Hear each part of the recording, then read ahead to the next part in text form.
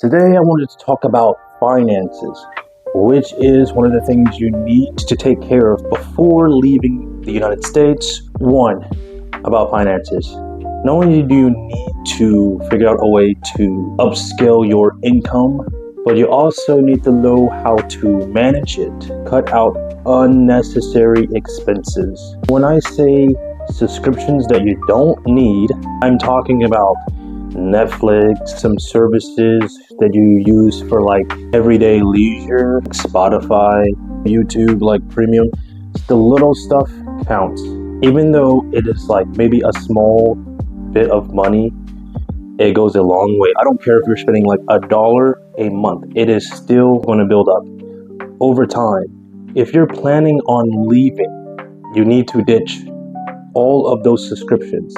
Ditch them all. Stop paying them all. You need to save as much money as you possibly can for a nest. It is going to be very difficult to the last point of trying to move, knowing that you could have saved so much money had you not spent monthly on all these subscriptions. Another thing, health insurance, auto insurance. This is for the younger crowd. If you know that you're healthy, you don't have any health issues, why do you need to pay health insurance now if your job doesn't provide it? Some jobs, when I was working my wage jobs, especially part-time, I did not have health insurance.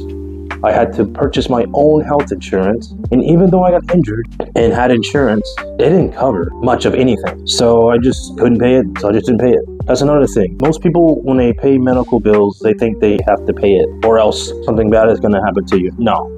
Let me tell you a story. I had this career where it would put your life in danger, and injuries was very common. I probably owed over approximately 150K USD in medical bills. Could I pay that as an 18-year-old? No, obviously not.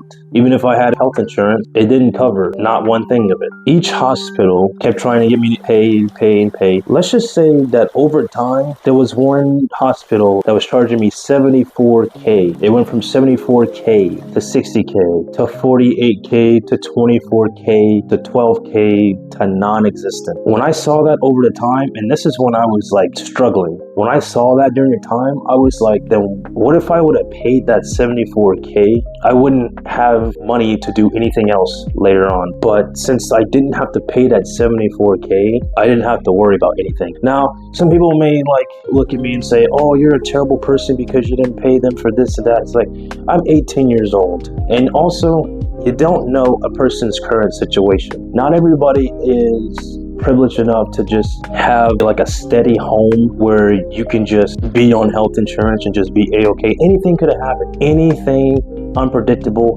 can happen, especially if you're in a career where injury is common. I did have health insurance, but it didn't cover anything, hardly enough. I still owed a bunch, and I won't talk about the exact injury that would cost that much, but let's just say I'm lucky to be alive today and healthy. On to the next thing, for auto insurance. Some people have multiple vehicles that they don't drive. This is for people who have multiple vehicles. I had 3 at once. One was a work vehicle that was under separate insurance, and then I had 2 daily drivers that I didn't drive. I was paying insurance for those 2 vehicles because I had a discount every month. I kind of wish I hadn't for about 2 years, but what I did do within 2 years, since I never drove those vehicles for a long time, I just quit paying the insurance because there was no point of paying insurance for something that you're not using. Now, someone may go on Google and say, oh, but by law, you have to have your vehicles insured even if you're not driving them. You don't have to do that. That's criminal. Literally, if you are not using it, why are you paying for it? I let my vehicles sit. If I'm not driving them, I'm not paying insurance. It's ridiculous. Anybody with common sense would know that's a waste of funds. So I only had insurance for what I was driving daily. And that saved me a lot of money to the point where I could actually relocate to a place that I actually wanted to live. And the only time I ever insured my other vehicles was unless I was actually moving them physically so they were covered. It doesn't make any sense to sit there and pay a month's worth of insurance to drive a vehicle for never, or maybe one time. Only when I actually am going to move it somewhere new. That was the only time I ever paid a monthly premium. And then plus I had Progressive, and I talked to Progressive. I was like, hey, I'm moving. I need to have insurance so I can just move. And they told me you'll be covered for the month. You don't have to pay the next month. You could just cancel as soon as you're done moving and you'll be good to go. And I was like, wow, because every other insurance company was like trying to charge me like 2 months in advance for insurance. This isn't a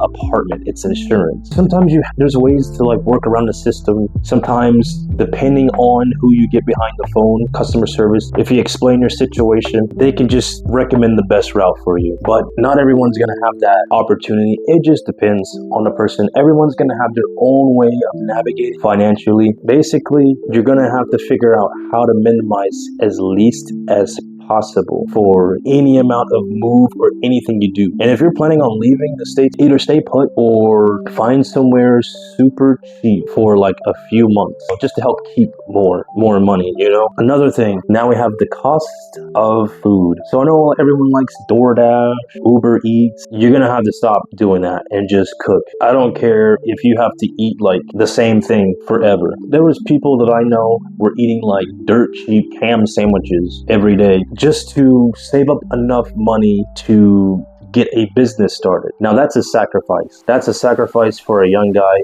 Of course, you can get by eating junk like ramen noodles, which isn't good for you, for a few weeks to a few months. That's if you're willing to go that route. There's other ways to save, but that is a major. Unnecessary spending, which is going out to eat all the time, ordering food all the time. You're gonna have to cook because that's gonna be your major money saver. And once you actually watch your bank account stack up as you eliminate these things that add up over time, you're actually going to like it and you're actually going to want to stick to that plan. When you first see your little bit of change or pocket change or whatever dollars, once you see that stack up, you're going to see the process and you're going to want to maybe minimize some more things. One of the most common habits in America that I know of, because I had the same habit myself, drinking and smoking. You're going to have to cut all of that out. If you got friends that participate in those activities, sad to say, you're leaving. They're going to ditch you anyway. That's what all my friends did, my former friends. As soon as I quit drinking and smoking and hanging out for 3 months just to work on myself. And as soon as I come back out, they all ditched me. They all cut me off. They all disliked me. It was like, I don't even know these people anymore. But I was a brand new person. And also, I was able to manage my money better than I was before because I cut out the alcohol. And if you can't cut out the alcohol, at least drink at home. Don't go out the bars. Don't go out the clubs, because that is the biggest thing that's draining you. You're going to be in a forever cycle of earning money and then spending it because you're trying to like get away and relax. You got to find something else to do, like stay at home, watch movies. I know it's boring. Maybe go for a walk, do something, or find new groups of friends that actually do something productive besides go out and drink all the time, because it's only going to slow you down. There's going to be so many things you could have done had you just not go out all the time and have fun. I mean, it's a sacrifice, but after a while you'll realize that it's going to be a waste of time anyway, because you can do that for a far cheaper price abroad. It costs the average person to go to like a bar or club. Maybe you would spend like on that day or that night, maybe $200 to $300. I know people who spend $1,000 because they're trying to ball. I would spend mostly like just $200 on average. This is going into like a small town bar because drinks are just expensive. Just like that. What you gotta do is just cut that out and just stay at home. Find better friends. They're gonna take you into this endless financial cycle. I mean, I know it's getting to a point where Gen Z is starting to drink a lot less just because you can't afford it. But that's a good step. Cutting out bad habits and just minimizing as much as you can. It's a little bit extreme, but I already know some people in the States that are moving out of their apartments because the living expenses are too high. Living in their vehicles, which, I mean, that's if you want to do that, but that wasn't my route because I had my other stuff going on. I was already in a high income industry, oil and gas industry, and I had my own business in the oil and gas industry. There was no need to like go that far. I was making 7 times more than the average rent. And that was like, my rent was like $1,443 a month. But it was easy for me to save because it was just, I made more than the average expenses for, a daily American. But not everyone's gonna have that opportunity or have that. So you have to work with whatever you have or can and just minimize everything. Minimize everything. Now, I know everyone has credit card debt. Listen, I'm gonna tell you one thing. Credit can always be rebuilt. Credit is not a lifetime of if you miss this payment, you're done for life. You can always restart your credit maybe a year later, 2 years, if you're willing to wait that long. I'm gonna tell you one thing. My credit was as low as 300 because I couldn't pay any of my credit cards off or my vehicle loan or anything. When I was having my wage job, there was no work. The field was completely just shut down and basically everyone was laid off. So basically I had to reevaluate myself and find a new job. I had to just let everything fall off. I had to quit paying everything and just start over. If you're trying to save for something, the interest rate is going to kill you. If you have multiple credit cards, the interest rate is going to murder you. And how I was able to beat that was just to stop paying them and just settle. I would say for all the credit that I owed, I've only paid a quarter of them and had them settled and they fell off. And within a year, I had my credit all the way to 730 and I qualified for American Express. I did not think that was ever possible for someone like me. But because I seen the process, if you just understand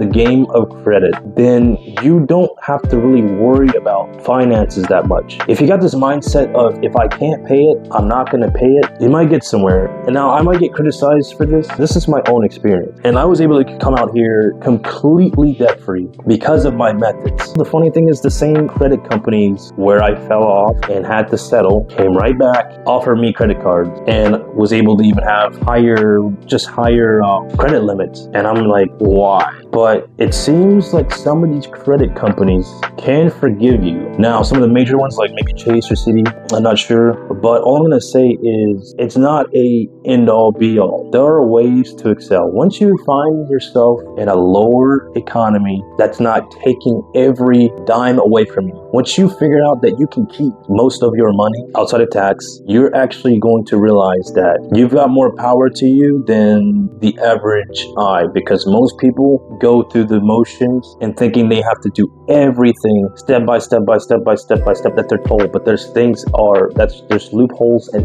everything. And that's why a lot of people get ahead, is because they take control of their money and say, this is what I'm doing and this is what I'm doing. So if you want to get to the point of being able to leave the West, travel abroad and plant roots or make a nest, you're going to have to minimize as much as possible unnecessary payments on insurance, your credit card interest. And also, I've got some insider knowledge on the credit game, but I'm not going to share it. It's kind of common knowledge, but you kind of have to be walked through like I was walked through, and that's how I got my 730. But I'll share that on another video. But right now, you need to cook at home, delete all those subscriptions because you'll get them cheaper when you move. Stop going out, spending unnecessary amounts of money for leisure or for pleasure, like going out, the bars, drinking. That's another habit that's just going to destroy you, is the drinking. Cut the habits. Find some alternate way to pass your time. You could probably do something like get a second job or find a cheaper place to live. There's endless ways to cut your living expenses way down. Even though in some major cities that's not an option, especially major cities where like the average rent is like $2,000 to $2,500, you're gonna have to find a side hustle, some way to minimize or make more money. That is all that I'm gonna share with you for finances before leaving to travel abroad. Stay tuned for my next video. Hope to see you again. Like, subscribe. See you on the next one.